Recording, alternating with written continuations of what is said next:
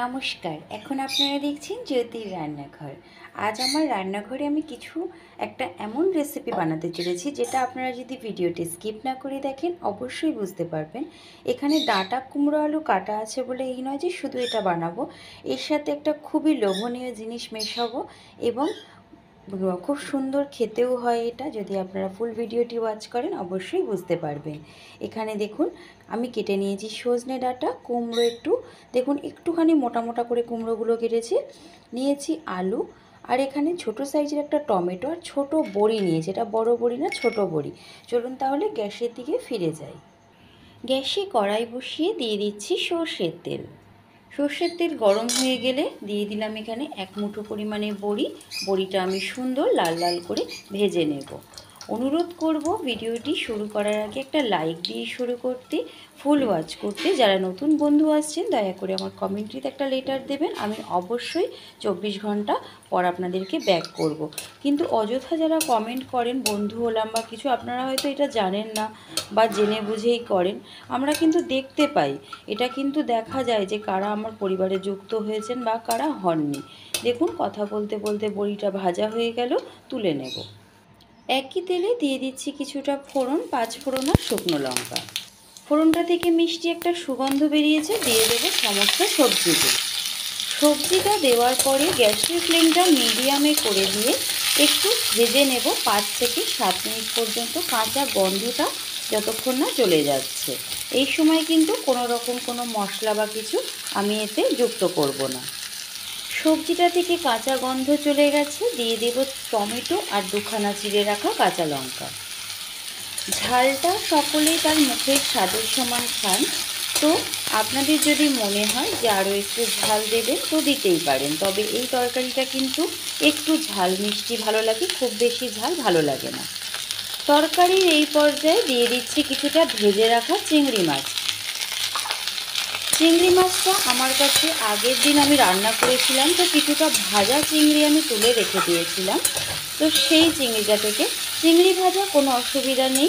আপনারা যদি বাড়িতে চিংড়ি আনেন তো কাঁচা অবস্থায় রাখলে অনেক সময় একটু কালচে হয়ে যায়।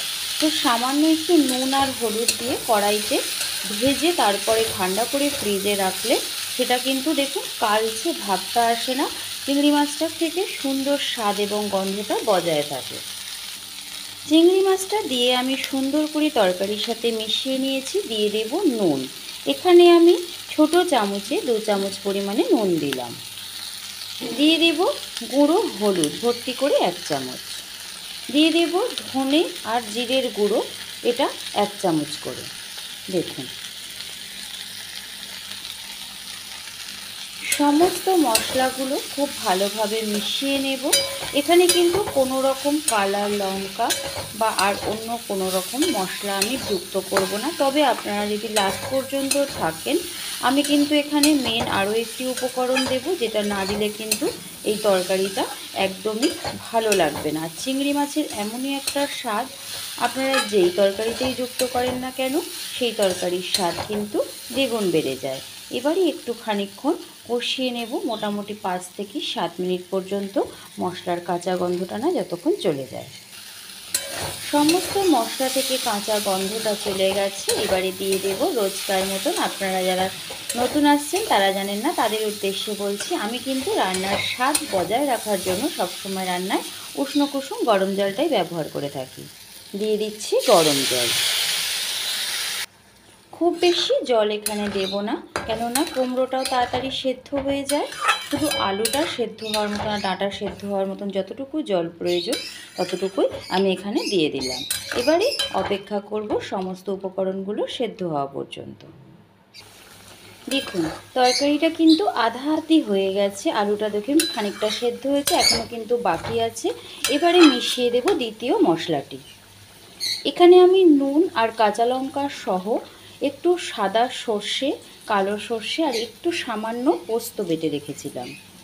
আপনাদের হাতের কাছে যদি পোস্ত না থাকে, আপনারা এখানে সাদা তিল বা একটু চীনাবাদাম বেটে এর সাথে মিশিয়ে দিতে পারেন। এবারে অপেক্ষা করব আমি সম্পূর্ণ সবজিটি সেদ্ধ হওয়া পর্যন্ত। তরকারির এই পর্যায়ে দিয়ে দিচ্ছি ভেজে রাখা বড়িগুলো। সম্পূর্ণ কিন্তু সেদ্ধ হয়ে গেছে, দেখুন কেমন সুন্দর লোভনীয় হয়েছে তরকারিটা দেখতে। এটা কিন্তু গরম ভাতের সাথে খেতে কিন্তু অসাধারণ লাগবে। দেখুন আমি কথা বলতে বলতে একটা আলুও কেটে দেখিয়ে দিয়েছি যে সমস্ত কিছু সেদ্ধ হয়ে গেছে। দিয়ে দিব হাফ চামচ পরিমাণে চিনি। দেখুন তরকারিটা কিন্তু সম্পূর্ণ রেডি। এর সাথে গরম ভাত, আপনারা যারা ভাত পছন্দ করছেন না তাহলে রুটির সাথে খাবেন, তবে ডাঁটার তরকারি তো একটু ভাতের সাথে হলেই ভালো লাগে। এটা আমার ঠাম্মার কাছ থেকেই শেখা একটি রেসিপি। কেমন লাগলো কমেন্ট বক্সে জানাতে ভুলবেন না। এতক্ষণ ধরে আমার রান্নাঘরের সাথে জুড়ে থাকার জন্য আপনাদের সকলকে অসংখ্য ধন্যবাদ। সম্পূর্ণ রেডি হয়ে গেছে। গ্যাসের ফ্লেমটাও আমি বন্ধ করে দিচ্ছি। দেখুন এইবারে এই পর্যায়ে ঝোলটা রাখবো, কেননা শুকিয়ে গেলে এটা কিন্তু আরও গাঢ় হয়ে যাবে। কেমন লাগলো দেখুন তরকারিটা কেমন সুন্দর হয়েছে। এতক্ষণ ধরে আমার সাথে জুড়ে থাকার জন্য সকলকে অসংখ্য ধন্যবাদ। সকলেই ভালো থাকবেন, সুস্থ থাকবেন।